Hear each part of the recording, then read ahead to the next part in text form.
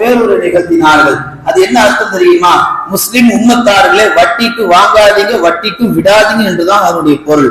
ஒரு ஹாஜி ஹஜ்ஜுக்கு போறதுக்கு முன்னாடி வட்டிக்கு விடக்கூடியவரா இருந்தார், ஹஜ்ஜுக்கு போயிட்டு வந்து அந்த தொழிலை இன்னும் அமோகமா செய்யறாருன்னா அவர் ஹஜ்ஜி ஏற்றுக்கொள்ளப்படவில்லை என்றார்கள் பெருமானார் ஸல்லல்லாஹு அலைஹி வஸல்லம் அவர்கள்.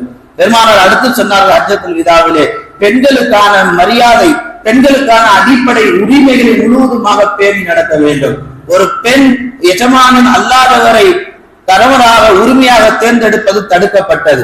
ஒரு பெண் கணவன் அல்லாதவரோடு பயணிப்பது தடுக்கப்பட்டது. மார்க்கத்திலே உங்களுக்கான சட்டங்கள், உங்களுக்கான ஷரியத்தினுடைய எல்லா சட்ட தொகுப்புகளையும் அல்லாஹ் வழங்கிவிட்டான்.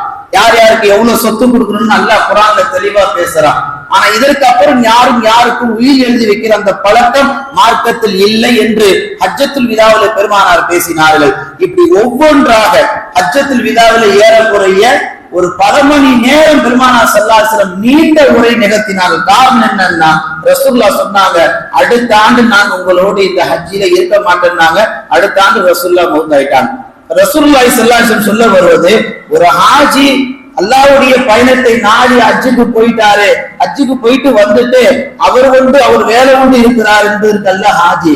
அவர் ஹஜ்ஜுக்கு போயிட்டு வந்ததுக்கு பின்னாடி மக்கள் இப்படி பேசணும், அவர் ஹஜ்ஜுக்கு போறதுக்கு முன்னாடி மோசமானவரா இருந்தார், ஹஜ்ஜுக்கு போயிட்டு வந்து பாசக்காரனா மாறிட்டார், எல்லாத்தையும் அன்பா இருக்கிறார், எல்லாத்தையும் பண்பா நடக்கிறார், சமூகத்துல எல்லா நிலைகளையும் தன்னை ஈடுபடுத்துகிறார், ஏழை குமரிகளுக்கு தன் காசு பணத்தை கொடுத்து உதவுகிறார், ஏழை எளியலுக்கு தன்னுடைய உதவிகளை செய்கிறார், விதவை பெண்களுடைய மறுவாழ்வுக்கு வாழ்க்கைக்கு உண்டான உதவிகளை செய்கிறார், பள்ளிவாசல் மதரசாக்களுடைய கட்டிடங்கள் பழுதடைஞ்சு போனா அதை மேலும் பலப்படுத்துவதற்கு தன் காசுகளை பயன்படுத்துகிறார்.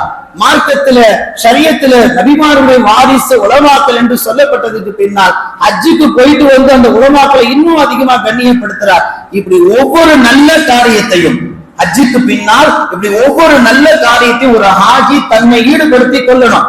ஒரு கலிமா முடிஞ்சாச்சு, 5 வேளை தொழுதாச்சு, ஒரு ரமலான்ல 30 நோன்பு வச்சாச்சு, வருஷத்துல ஜகாத் கொடுத்தாச்சு, ஹஜ்ஜுக்கும் போயிட்டு வந்தாச்சு, என் கடமை எல்லாம் முடிஞ்சது, ஹலாஸ், நான் இதுக்கப்புறம் எனக்கு எந்த கடமையும் இல்லைன்னு சொல்லி ஒரு ஹாஜி இந்த சமூகத்துல விலகி தனிமையாக வாழ்வது என்பது ரசூல் ஸல்லல்லாஹு அலைஹி வஸல்லம் சொல்லுகிறார்கள், அவர் ஹஜ்ஜி ஏற்றுக்கொள்ளப்படவில்லை.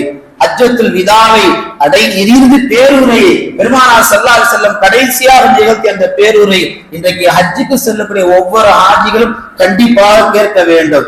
யாரும் கேட்கறது கிடையாது. வழி அனுப்பு நிகழ்ச்சியில கூட ஏராளமா ஒரு 4 வார்த்தையை சொல்லி வழி அனுப்பிடுறாங்க.